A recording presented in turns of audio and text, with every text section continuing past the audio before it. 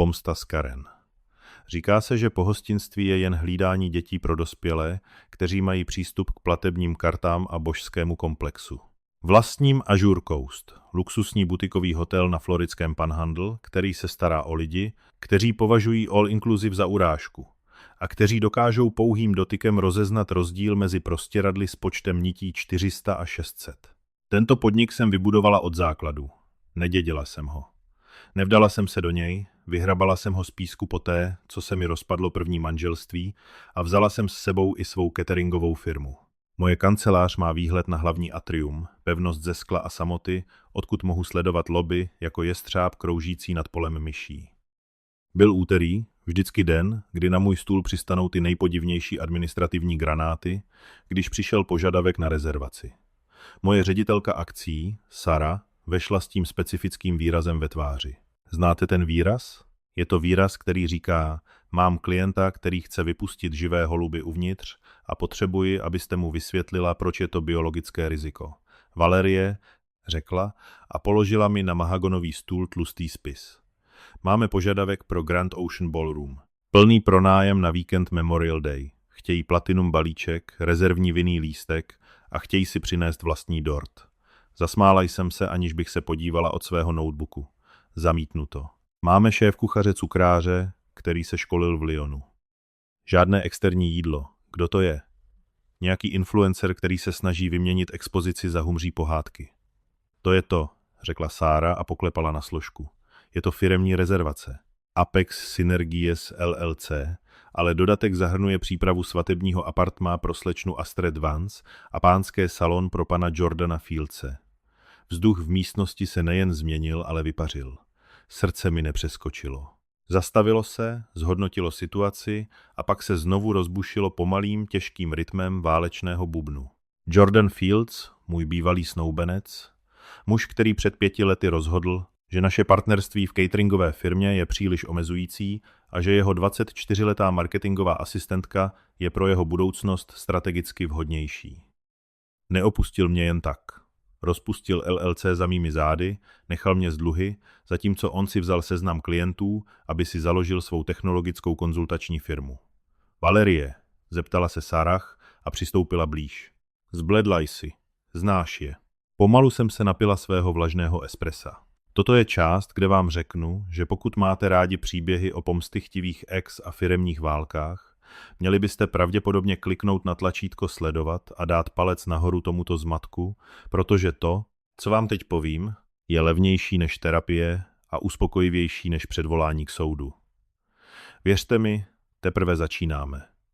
Znám to jméno, řekla jsem hlasem klidným. Apex Synergies je prázdná společnost. Jordan ji používá pro daňové odpisy, když chce koupit věci, u kterých nechce, aby se na ně IRS nebo jeho investoři příliš dívali. Otevřela jsem spis. Smlouva byla standardní, ale drzost byla výjimečná. Jordan si rezervoval můj hotel na svou svatbu. Teď musíte pochopit geografii mého života. Když jsme se s Jordanem rozešli, byla jsem na mizině. Žila jsem v garsonce, která páchla plísní a zoufalstvím. On si zvolil vyšší cestu, což znamená, že si vzal peníze a pověst. Přestěhovala jsem se 2 hodiny na jih, znovu se zrodila a vybudovala Azure Coast speciálně proto, aby se stal místem, které by si Jordan přál, kdyby si ho mohl dovolit. A teď zjevně si ho mohl dovolit. Ale proč jsem? Věděl to? Prohlédla jsem si papíry. Kontaktní e-mail byl obecný asistenční adresou.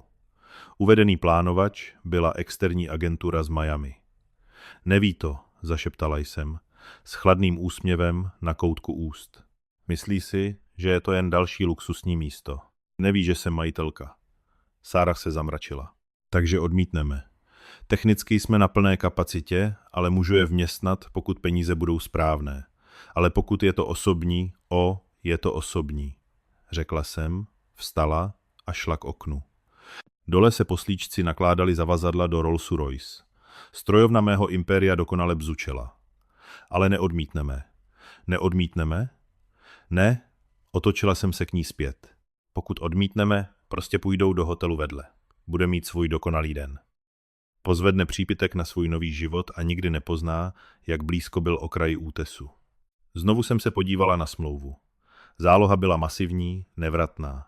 A tam, v drobném písmu pravidel pro místo konání, pravidel, která jsem sama napsala ve 3, 0 ráno před 3 lety, poháněná záští a chardonnay, byla klauzule 14b týkající se zkreslení identity strany. Rezervující strana nezdělí skutečnou povahu události nebo identitu hlavních osob z komerčních nebo publicity důvodů. Místo konání si vyhrazuje právo kdykoliv ukončit událost bez náhrady. Použil prázdnou společnost.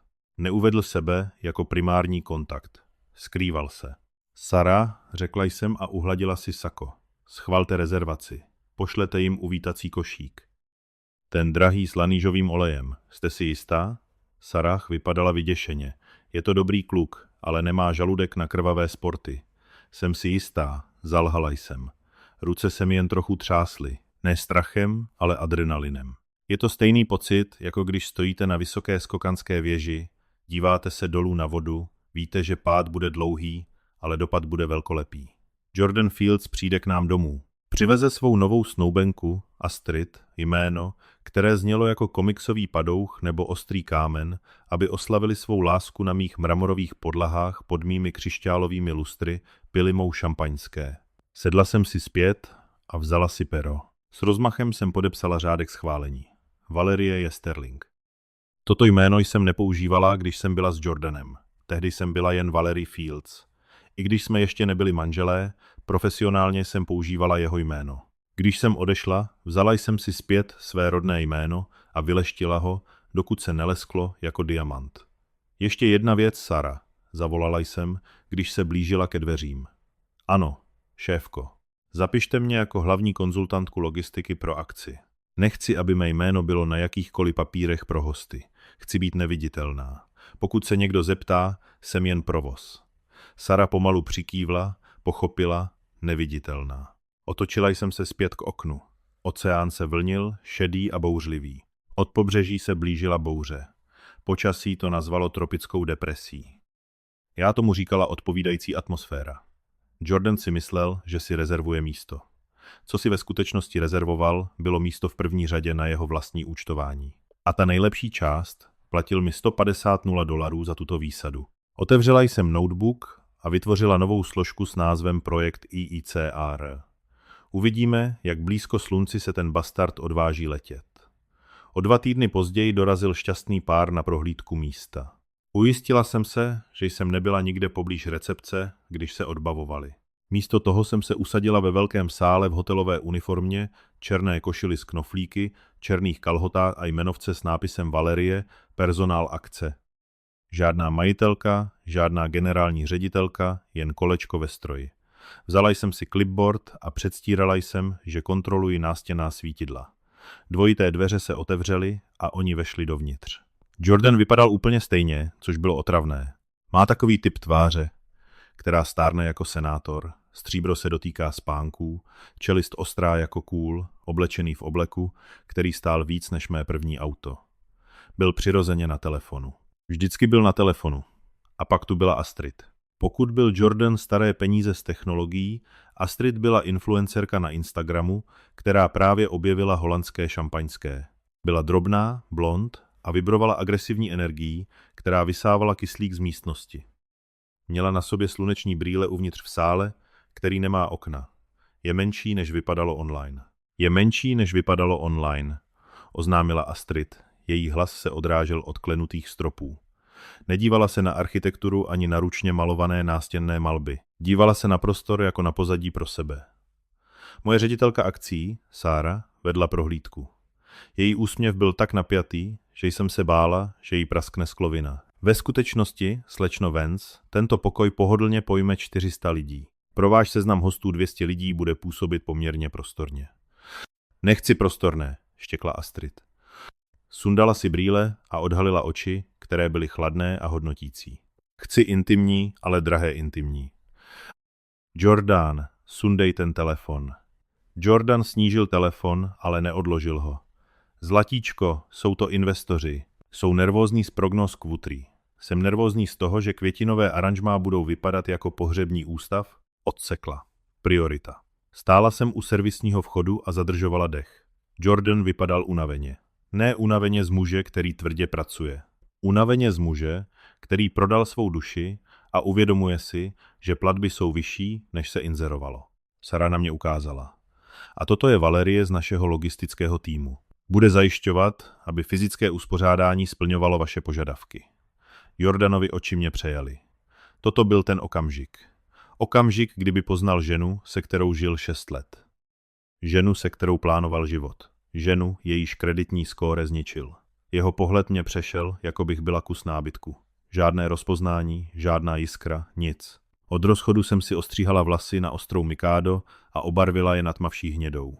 Měla jsem brýle, ale přesto být viděna a neviděna bolí, ale také mě to vyzbrojilo. Pokud jsem byla neviditelná, byla jsem nebezpečná. Ahoj, řekla Astrid, sotva se na mě podívala. Dobře, Valerie, poslouchej. Chci, aby hlavní stůl byl na vyvýšeném pódiu. Chci se dívat dolů na hosty. Je to možné? Můžeme samozřejmě zařídit pódiovou plošinu. Řekla jsem, udržujíc svůj hlas plochý a podřízený. Naklonila jsem se o něco níže než obvykle, odstranila jsem autoritu, kterou obvykle projevuji. Dobře. A tyto závěsy, mávla neurčitě na zakázkové hedvábné sametové závěsy, které jsem dovezla z Itálie, jsou depresivní. Můžeme je vyměnit? Chci něco průhledného, éteričtějšího. To jsou nosné estetiky, řekla jsem mrtvě. Astrid zamrkala. Co tím myslím? Opravila jsem se. Jsou integrovány do zvukové izolace místnosti. Jejich odstranění by kompromitovalo kvalitu zvuku pro vaši kapelu. Dobře, jen je zakrejte květinami nebo něčím takovým. Jordan, posloucháš? Jordan si povzdechl. Květiny. Mám to. Cokoliv chceš, Astrid. Jen mi řekni, co mám podepsat. Jsi k ničemu, zamumlala a otočila se k němu zády. Přešla k jednomu z mých mladších banketových kapitánů, milému klukovi jménem Matteo, který aranžoval vzorové prostírání. Promiňte, štěkla na něj. Proč je tady tato vidlička? Matteo koktal. Je to salátová vidlička, paní. Vypadá to přeplácaně, řekla a vzala stříbrný příbor, těžké pravé stříbro, vězte, a s hlasitým cinknutím ho položila na stůl. Odnes to. Salát uděláme a vneseme ho na stejném talíři. Efektivita. Cítila jsem, jak mi stoupá krevní tlak. Nešlo jen o etiketu, šlo o respekt. Nepožadujte od hostů, aby jedli chilského mořského okouna salátovou vidličkou. Protože si myslíte, že stůl vypadá přeplácaně, řekla jsem. Ve skutečnosti, paní, vložila jsem se do toho a přistoupila blíž. Umístění příborů je standardní pro 5chodové servírování. Jeho odstranění by mohlo zmást obsluhu a zpozdit večeři. Astrid se otočila, zírala na mě, jako by právě promluvil vysavač. Nepožadovala jsem vaše mínění, zasyčela. Dala jsem pokyn. Jste tady, abyste přesouvala stoly, ne abyste mi dávala lekci o příborech. Že ano, Jordane? Jordan se podíval nahoru, zjevně chtěl být kdekoliv jinde. Jen udělej, co říká, řekl mi a mávl rukou odmítavě. Platíme za to místo, ne? Tam to bylo. To právo, domněnka, že peníze kupují nejen prostor, ale i důstojnost lidí uvnitř. Samozřejmě, pane Fieldsi, řekla jsem. Můj hlas byl sklo cukru, sladký, průhledný a připravený krvácet. Pozorovala jsem je po zbytek hodiny. Dělal si poznámky. Ne o svatbě, ale o nich. Astrid byla nejistá. Skrývala to krutostí. Jordan byl odpojený. Skrýval to penězi. Byly to katastrofa čekající na to, až se stane. Když odcházeli, Astrid se zastavila u dveří a ukázala na malou šmouhu na skle. Otisky prstů, pravděpodobně zanechané dítětem před 10 minutami. Špinavé, ušklíbla se. Jestli na své svatební den uvidím jedinou tečku špíny, chci vrácení peněz.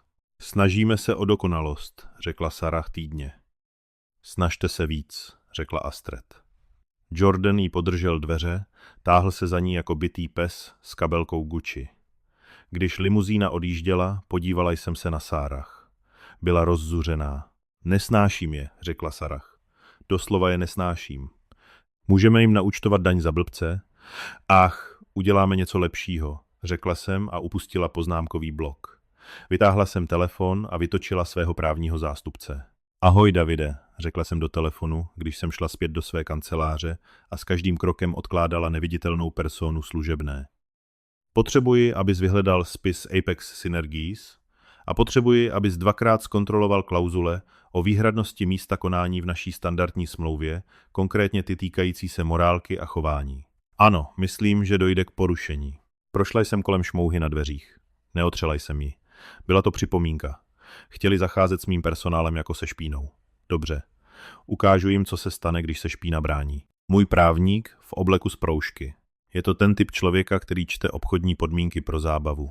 Když jsem vešla do jeho kanceláře, která je pohodlně umístěna ve druhém patře hotelu, protože si rád držím žraloky v nádrži, už procházel spis Apex Synergies. Hraješ nebezpečnou hru, Val, řekl, aniž by se podíval nahoru. Nehraju. Posedla jsem si, skřížila nohy. Vynucuji politiku. Technicky vzato. Otočil obrazovku směrem ke mně. Máš pravdu. Klauzule 14b je pevná, ale mohli by argumentovat, že Apex Synergies je platící entita a Jordan je jen příjemce. Je to šedá zóna. Jordan se šedými zónami nepracuje. Namítla jsem, on pracuje s kličkami. Podívej se na podpis na zálohové šeku. David přiblížil. Nebyl to Jordan. Byl to T. Miller, Tracy Miller.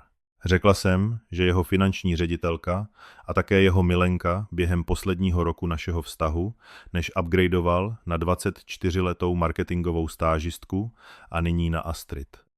Používá firemní peníze na osobní svatbu, maskuje to v účetnictví jako firemní večírek, aby si to mohl odepsat. To je daňový podvod, Davide. Ale pro nás důležitější je, že je to porušení naší politiky komerčního využití. Svatby jsou osobní události. Rezervoval to jako firemní gala večer, aby získal firemní sazbu.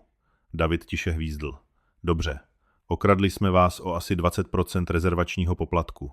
Okradl mě o život, řekla jsem ostře. Pak jsem se zhluboka nadechla. Ale ano, finančně podvedl místo konání, což mi dává právo okamžitě zrušit smlouvu. Takže pošlu dopis teď? Davidova ruka se vznášela nad klávesnicí. Můžeme vrátit zálohu minus pokutu, říct jim, ať jdou do háje a obsadit termín tou farmaceutickou konferencí, která prosila o místo. Podívala jsem se na obrazovku, kurzor blikal, jedno kliknutí a všechno by bylo u konce. Jordan by byl nepříjemně zasažen, byl by naštvaný. Možná by žaloval, ale on jen přesunul svatbu. Ne, řekla jsem. David se na mě podíval přes brýle. Val, pokud jim dovolíš vstoupit do dveří s vědomím, že porušují pravidla, implicitně přijímáš podmínky. Ztrácíš páku. Nechci páku, Davide. Chci mat. Vstala jsem a prošla se po malé kanceláři. Koberec byl plyšový, pohlcoval zvuk mých podpatků. Pokud teď zruším, on to otočí. Řekne Astrid, že jsem to já, zahořklá ex, která nějakým způsobem provozuje tento hotel, sabotovala jejich lásku. Stanu se padouchem v jejich příběhu. Znovu bude hrát oběť. Zastavila jsem se a podívala se na zarámovanou fotku slavnostního otevření mého hotelu na zdi. Stříhala jsem stuhu sama. Žádný partner, žádný manžel, jen já. Potřebuji, aby se sám pověsil, řekla jsem. Potřebuji, aby porušení bylo nezvratné. Potřebuji veřejné porušení pravidel místa konání, které přesahuje papírování. Potřebuji, aby porušil domácí pravidla, zatímco se dům dívá. David se opřel. Čekáš, až udělají chybu během akce. Už jste potkal Astrid? Pozvedla jsem obočí. Snažila se přeorganizovat příbory, protože vypadaly neuspořádaně. Bude zacházet s mým personálem jako s nevolníky. Bude porušovat hlukové předpisy. Poškodí majetek. A Jordan jí to dovolí. To je riskantní, varoval David. Pokud se budou chovat dokonale, nebudou. Ale pokud ano, pak jim posloužím nejlepší svatbu jejich života, řekla jsem, ačkoliv slova chutnala jako popel. A vezmu jeho peníze, všechny, a použiji je na renovaci lázní. Poetická spravedlnost. David si povzdechl a zavřel notebook. Dobře, ale ponechám si návrh oznámení o ukončení smlouvy pro případ, že by se něco stalo. Mějte ho vytištěný, řekla jsem. Mějte ho v kapse saka večer svatby. Vyšla jsem z právní kanceláře a šla zadními chodbami. Hotel má síť servisních chodeb, tepny, jak jim říkáme. Hosté je nikdy nevidí. Jsou betonové, osvětlené zářivkami, voní prádlem, detergentem a kávou. Tady se dělá skutečná práce. Minula jsem vozík pro úklid. Pokojná Maria mi kývla. Buenos das, slečno Sterling. Dobré ráno, Mario. Jak se má koleno? Lepší. Děkuji za specialistu. Platím svým zaměstnancům soukromé zdravotní pojištění, platím nadtržní sazby, zacházím s nimi jako s lidskými bytostmi, protože vím, jaké to je být považován za aktivum. Jordan nazýval personál zdroji. Musíme optimalizovat naše zdroje, říkával, což znamenalo, že chtěl vyhodit myčku, aby ušetřil $50 týdně. Došla jsem do kuchyně. Hluk byl symfonií cinkajících pánví a křičících kuchařů. Vzduch voněl redukovaným zeleninovým vývarem a pečícím se chlebem. Tohle byla moje strojovna. Stála jsem tam a sledovala, jak chaos přechází v řád. Jordan sem přišel předvádět svůj úspěch. Přinášel svůj přístup k zdrojům do mého domova.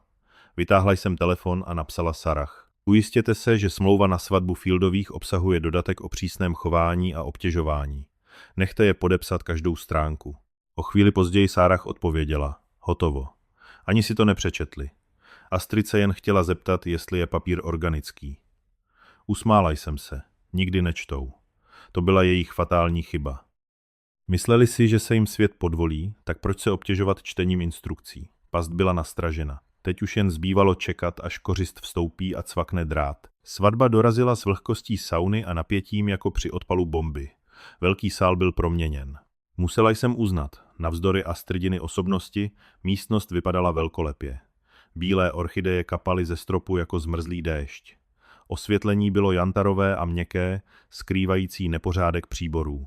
12členná kapela hrála jazzový cover popové písně, o které jsem si docela jistá, že byla o rozchodu, což mi přišlo lahodné. Měla jsem na sobě tmavě šedý hedvábný kombiné, dostatečně elegantní, abych byla host, dostatečně přísný, abych byla management, dostatečně nenápadný, abych byla ignorována.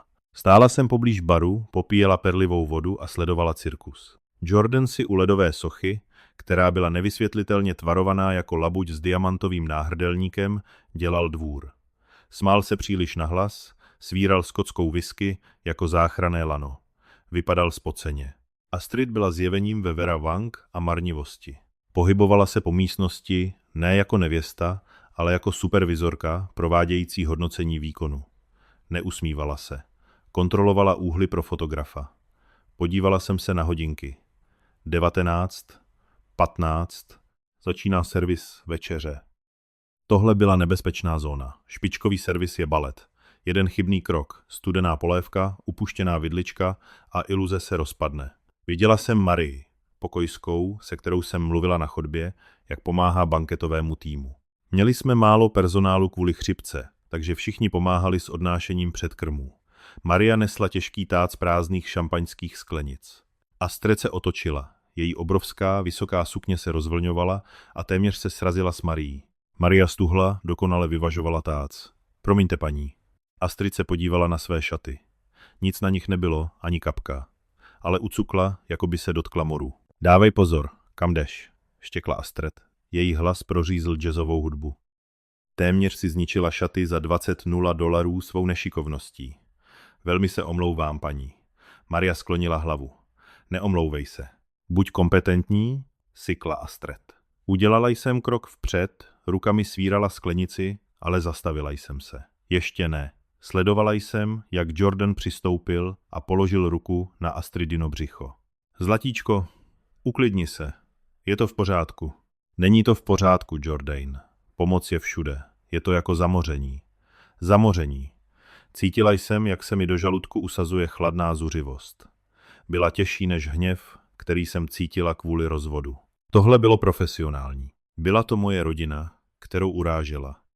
Přistoupila jsem k nejbližšímu stolu 4, obsazenému několika Jordanovými technologickými kamarády, kteří si povolovali kravaty a mluvili o kryptoměnách. Na chvíli jsem si sedla na prázdnou židli, abych si upravila botu a splynula s davem. Prošel kolem číšník s tácem miniaturních hovězích Wellingtonů od orderů. Natáhla jsem se a vzala si jeden, položila ho na malý koktejlový talíř.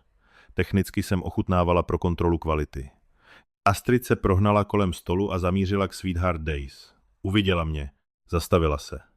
Podívala se na mě, jak tam sedím a jím hovězí Wellington. Nerozeznala mě jako logistickou ženu z prohlídky. Jen viděla ženu v tmavém obleku, jaký její jídlo. Pro ní jsem byla jen personál, který si dovolil příliš. Přistoupila. Promiňte, řekla, její hlas plný pohrdání. Podívala jsem se nahoru, pomalu žvíkala. Ano, sklonila se a doslova mi vytrhla talíř z ruky. Personál, řekla, dost hlasitě, aby to slyšel celý stůl. Jste v kuchyni. Stůl stichl. Technologičtí kamarádi vypadali rozpačitě. Jordan, stojící 10 stop daleko, se otočil. Uviděl mě. Uviděl Astrid, jak drží můj talíř. Na okamžik jsem v jeho očích zahlédla záblesk rozpoznání. Ne mého jména, ale mé tváře. Už jsem ji viděla, ale odmítl to. Byl příliš opilý svou vlastní důležitostí, než aby to zpracoval. Astrid, pojďme si sednout, řekl Jordan a mávl rukou. Astrid se na mě zamračila. Dělej svou práci. Vypadni z prostoru pro hosty. Ničíš estetiku. Otočila se a odešla, s odporem podala talíř procházejícímu číšníkovi. Vyhoďte to. Zůstala jsem tam sedět 3 sekundy. Během těch 3 sekund jsem si přehrála posledních 5 let.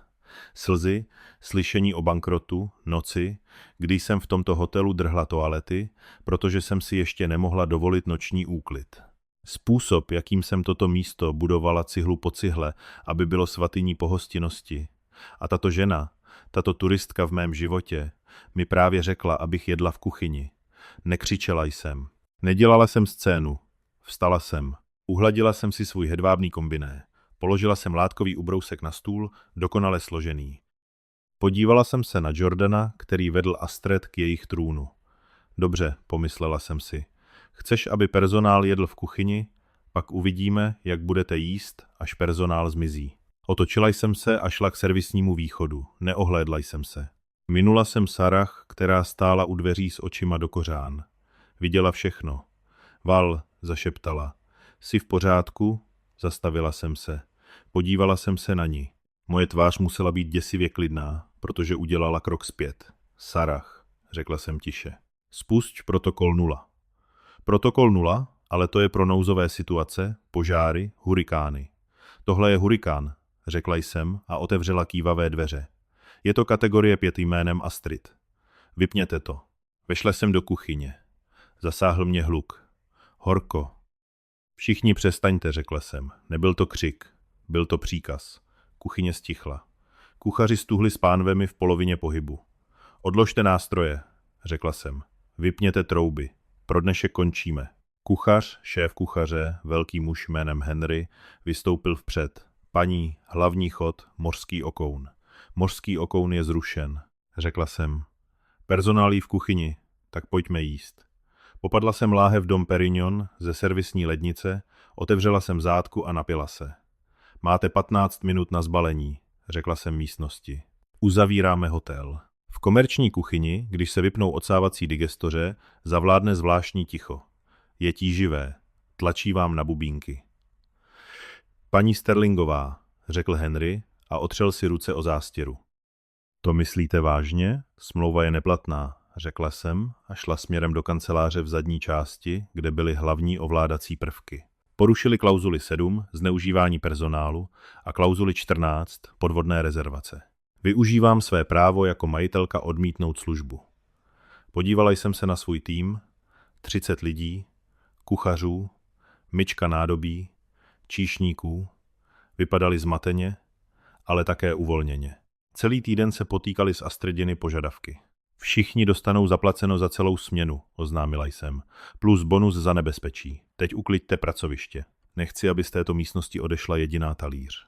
Nechala jsem je být a jela servisním výtahem do prezidentského apartmá mé kanceláře. Sedla jsem si ke stolu a otevřela systém správy budovy. Je to chytrý hotel, všechno je propojené. Světla, zvuk, klimatizace, zámky. Zavolala jsem šéfovi bezpečnosti Mikovi. Je to bývalý chlapík z Grandio, bývalý voják, věrný až za hrob. Miku, potřebuji perimetr, řekla jsem do telefonu. Vypovídáme velký sál. Vypovídáte? Mikův hlas praskal. Rozumím. Nepřátelské. Nepřátelské. Pasivně agresivní. Opravila jsem ho. Ale pojďme to brát jako nepřátelské. Chci 4 strážné u hlavních dveří sálu. Chci pozastavit službu parkování. Přivezte auta, zaparkujte je na příjezdové cestě a klíče dejte na recepci. Dnes večer nikdo nebude čekat na své auto. Jaký je časový plán? 45 minut. Nechte je dokončit saláty, nechci, aby hladověli, jen je chci pryč. Zavěsila jsem a otočila se k počítačovým obrazovkám. Na monitoru 1 záběr z kamery sálu. Jordan se smál něčemu, co říkal svědek. Astrid si vybírala ze svého salátu, vypadala znuděně. Neměla tušení, že pod jejíma nohama byly právě odpojeny plynové potrubí k troubám. Na monitoru 2 smlouva. Sjela jsem na stránku s podpisy. T. Miller, zvýraznila jsem klauzuli o zrušení. Místo si vyhrazuje právo okamžitě ukončit provoz, pokud se klient nebo jeho hosté dopustí chování považovaného za urážlivé, obtěžující nebo ohrožující personál nebo majetek. Nazvala můj personál zamořením. Vytrhla mi jídlo z ruky. Bylo to malicherné. Ano, ve světě pohostinství je malichernost jen jiné slovo pro porušení smlouvy. Znovu jsem vzala telefon. Tentokrát jsem zavolala do DJ kabinky. Ahoj, tady Valerie z provozu, řekla jsem. Změna plánu. Po současném setu potřebuji, abyste vypnuli mikrofon. Vypnout mikrofon, ale pak jsou na řadě projevy. Přesně tak.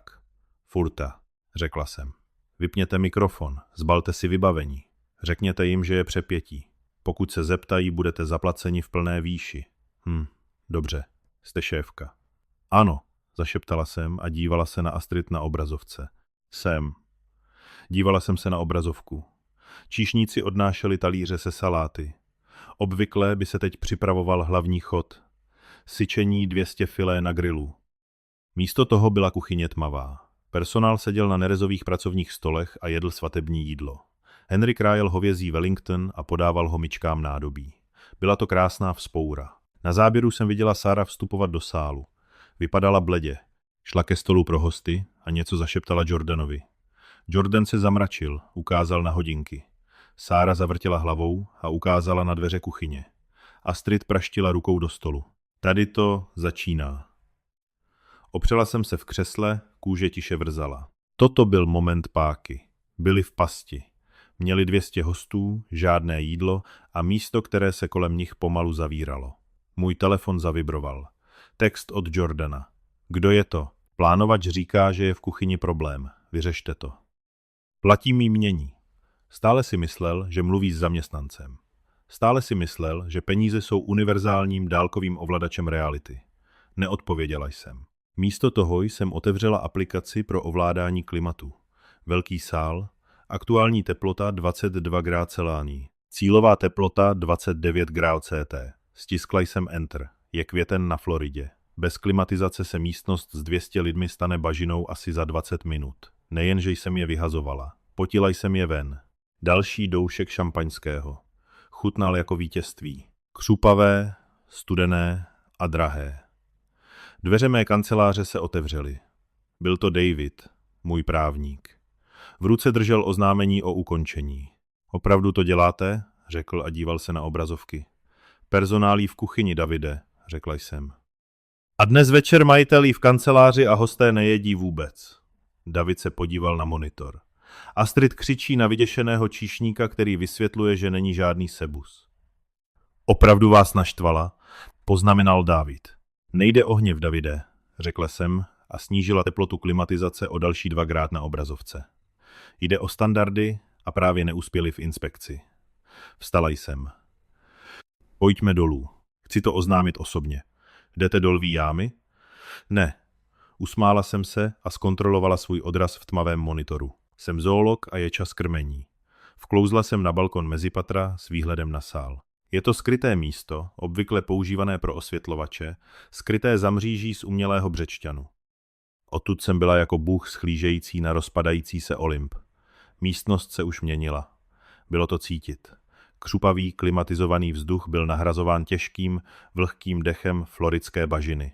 Hosté se ovívali kartami s menu. Číšníci zmizeli a na stolech nechali nevyčištěné talíře se saláty jako špinavý sníh, ale představení stále pokračovalo. Svědek právě dokončil zdlouhavý příběh o univerzitní cestě. A teď Astrid vstala. Poklepala na mikrofon. Tlukot, je to zapnuté? Zeptala se, její hlas byl pronikavý. Bože, můžeme sem dostat nějaké zvukové inženýrství? Ozývá se to. Zvukař, kterého jsem už propustila, byl pryč. Zpětná vazba se mírně zhoupla. Dobře, cokoliv. Astrid si povzdechla a držela sklenici šampaňského.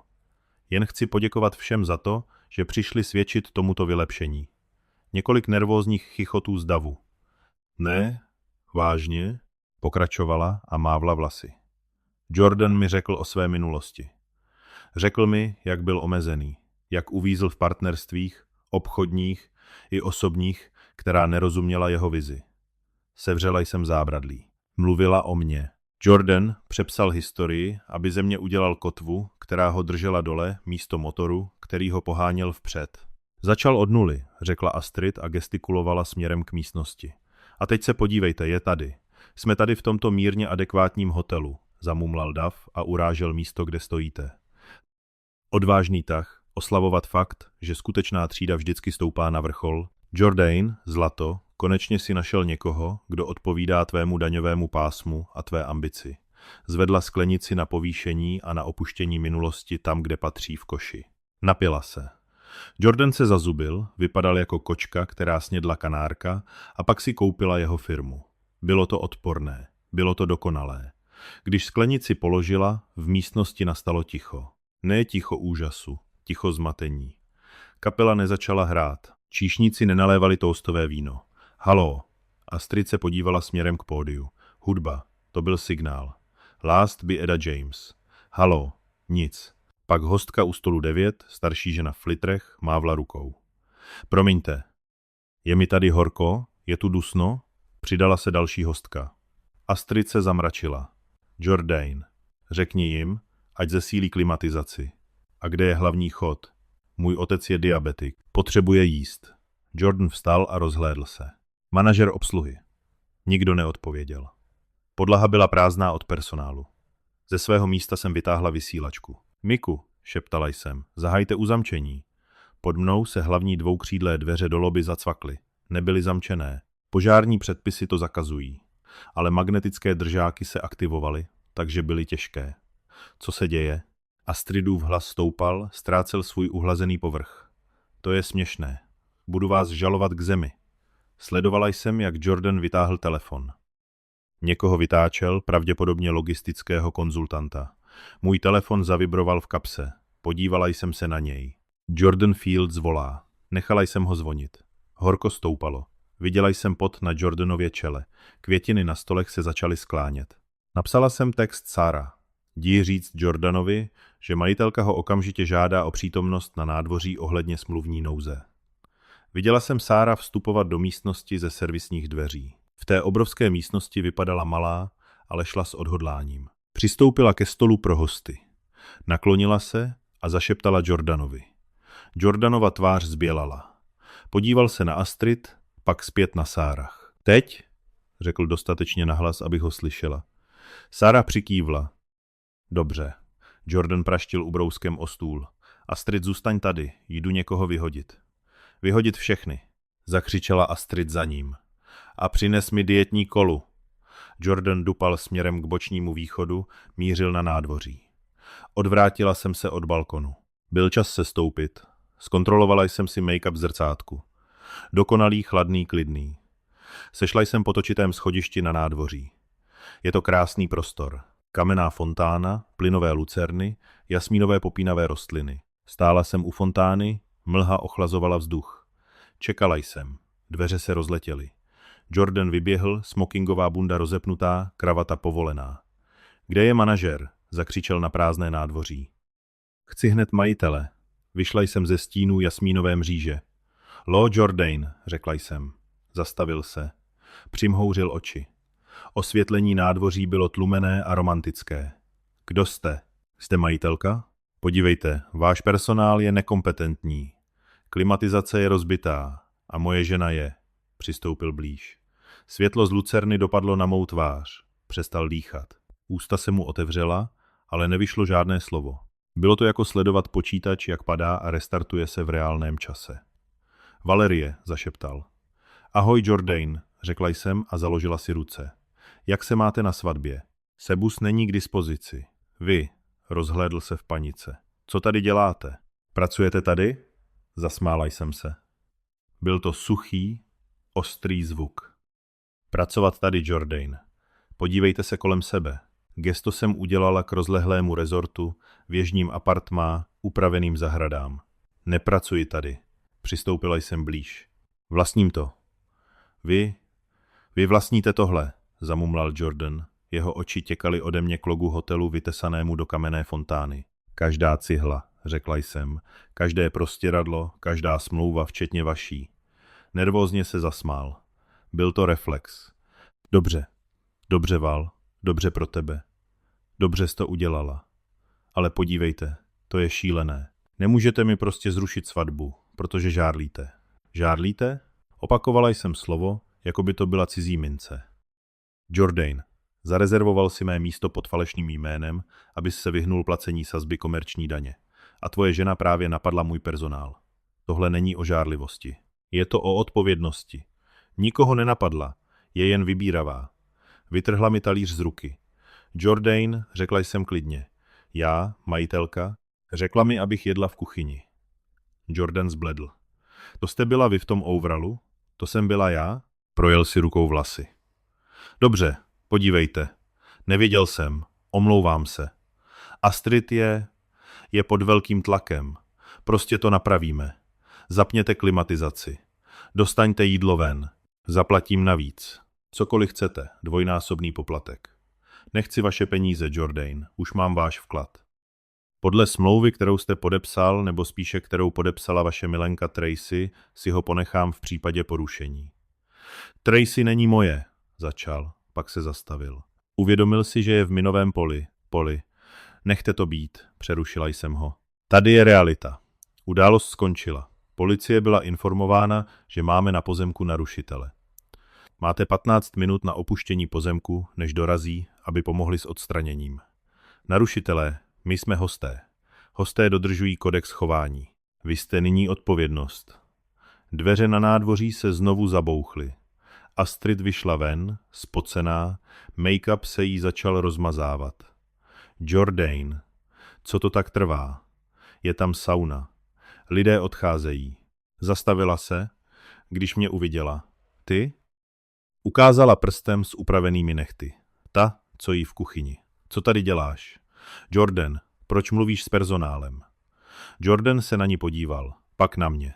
Vypadal nemocně. Astrid, řekl hlasem slabým. Ona není personál. Co? Vlastní hotel, Astrid. Astrid stuhla. Prohlédla si mě od hlavy k patě. Ona. Vlastní tohle. Podívejte se na její účes. Je to skoro Bob, usmála jsem se. Je to kombiné Prada, Astrid. A ano, vlastním hotel. Což znamená, že vlastním sál, ve kterém stojíte, elektřinu, kterou plýtváte a vzduch, který právě teď znečišťujete svým postojem. Astrid se zatajil dech. Nemůžete se mnou takhle mluvit. Víte, kdo je můj otec? Věděl, že pořádáte svatbu v místě, které vlastní bývalá snoubenka vašeho manžela? Zeptala jsem se sladce. Astrid prudce otočila hlavu k Jordanovi. Bývalá snoubenka? To jsem já, ta neúspěšná cateringová. Magnátka pohostinství? Opravila jsem ji. A ano, jsem to já. Astrid zrudla. Žíla na její čele pulzovala. Jourdain, věděl jsi to? Ne, přísahám. Jordan zvedl ruce. Použil jsem agenturu. Přivedla jsi mě do hotelu své bývalé. Astrid zařvala a strčila do něj. Ty laciná. Je to idiot? To je ponižující. Bude to horší. Přerušila jsem ji. Svatba je právě teď zrušena. Bezpečnostní služba právě teď doprovází vaše hosty k přednímu vchodu. Nemůžete to udělat. Svatba, tomu, Gudu, Astrid zařvala. Mám práva, mám smlouvu. Vytáhla jsem složený papír z kapsy, ten, který David připravil. Vlastně jsem ho rozložila. Máte porušení smlouvy. Článek 14b.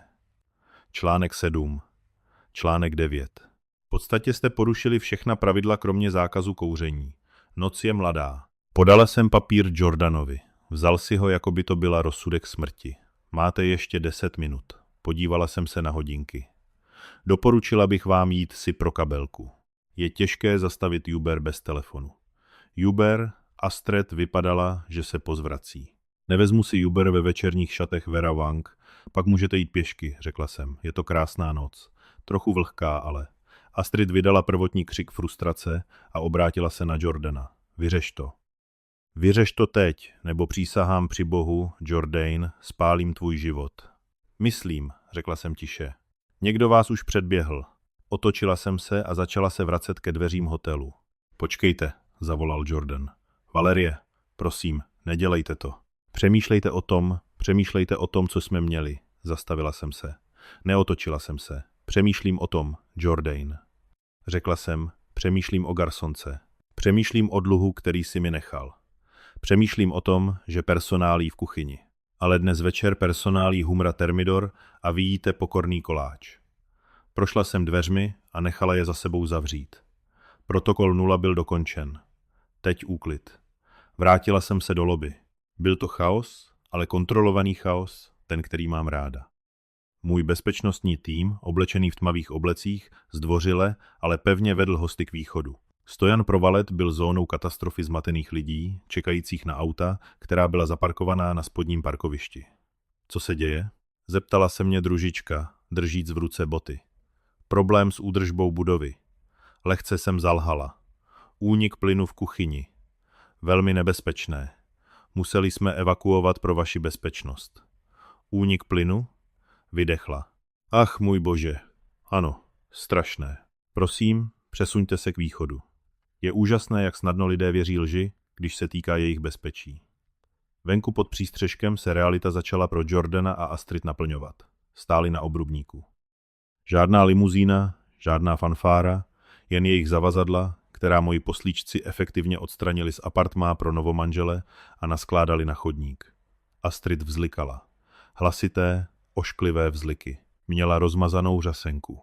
Jordan telefonoval a na někoho křičel, pravděpodobně na svého právníka nebo možná na svou matku. Stála jsem za skleněnými dveřmi lobby a dívala se.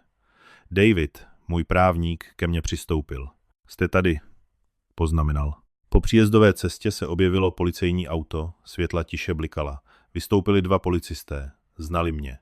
Každý rok hostíme gala večer policejní benevolentní asociace. Dobrý večer, slečno Sterling. Důstojník Miller se dotkl klobouku. Dostali jsme hlášení o narušení pořádku. Otevřela jsem dveře a vystoupila. Důstojníku Millere, řekla jsem vřele. Děkuji, že jste přišel. Máme tu hosty, kteří odmítají odejít poté, co jejich akce byla ukončena z důvodu porušení bezpečnostních předpisů. Stávají se agresivními. Ukázala jsem na Jordana a Astrid. Astrid uviděla policii a rozzuřeně se přiblížila. Důstojníku, zatkněte tuto ženu. Ukradla mi svatbu.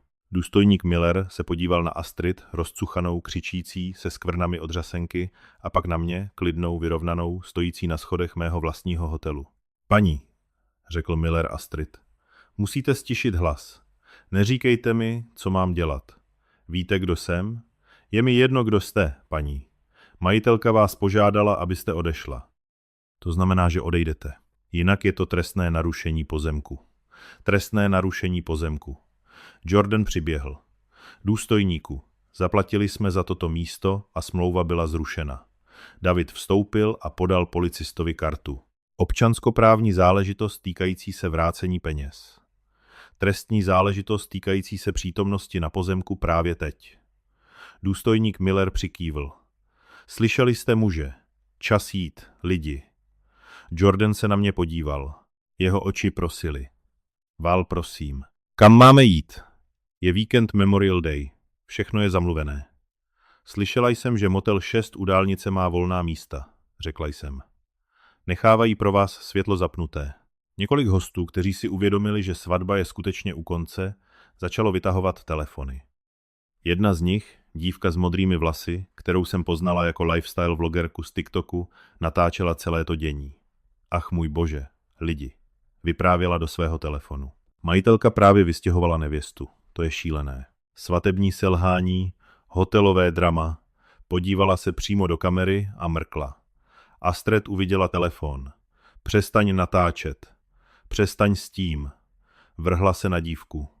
Důstojník Miller zasáhl a chytil Astrid za ruku. Dobře, to stačí.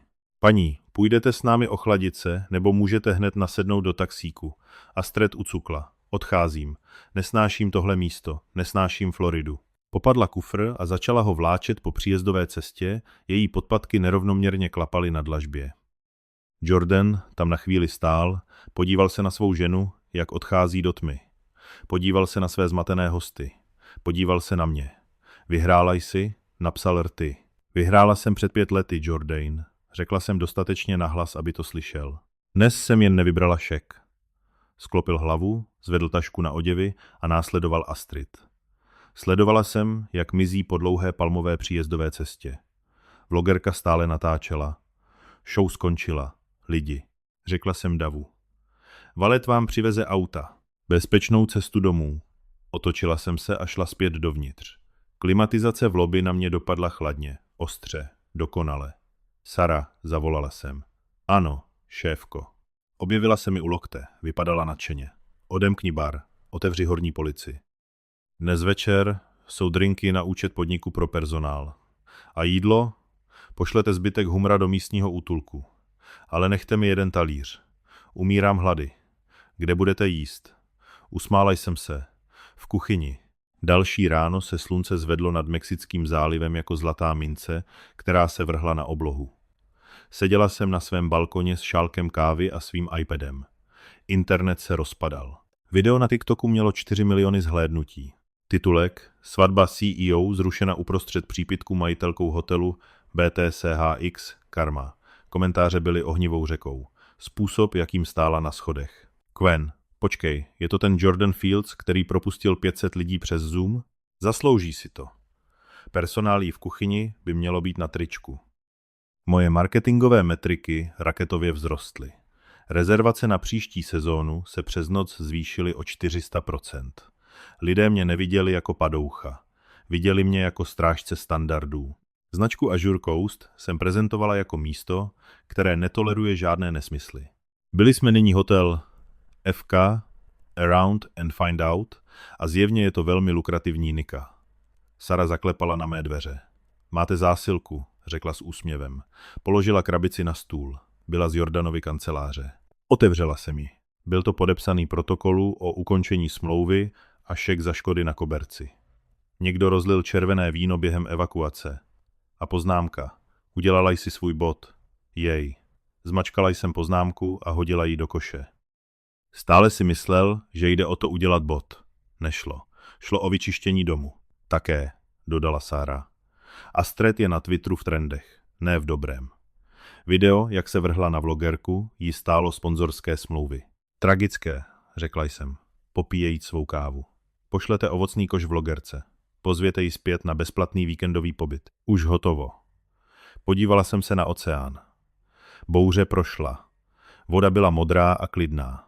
Myslela jsem na mladou ženu, kterou jsem kdysi byla, Valerie Fields, cateringová, která plakala na toaletě, zatímco Jordan flirtoval s investory. Myslela jsem na ženu, která spala na nafukovací matraci a jedla ramen, aby si mohla koupit barvy na lobby. Přála bych si, abych se mohla vrátit a říct jí: vydrž, bude to lepší. Jednoho dne budeš vlastnit budovu. Zvonil mi telefon. Byl to David. Val, máme problém. Co teď? Volají mi 3 velké technologické společnosti. Chtějí si zde zarezervovat své vánoční večírky. Konkrétně se ptali, zda by majitelka byla přítomna, aby udržela všechny v pořádku. Zasmála jsem se.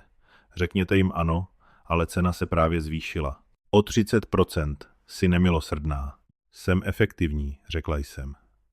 Zavěsila jsem a vstala. Šla jsem k zábradlí balkonu. Dole se otevíral bazén. Hosté pokládali ručníky. Personál se pohyboval s tichou přesností. Nastavoval slunečníky. Maria uklízečka se podívala nahoru a uviděla mě. Zamávala jsem. Zamávala jsem zpět. Astrid měla v jedné věci pravdu. Personál jí v kuchyni. Ale zapomněla, že kuchyně je místo, kde se drží nože. A v mém domě je umíme používat. Vrátila jsem se dovnitř. Jak se život dokáže zamotat a pak se nějak zase narovnat. Jo? Děkuji za poslech a za to, že jste tady.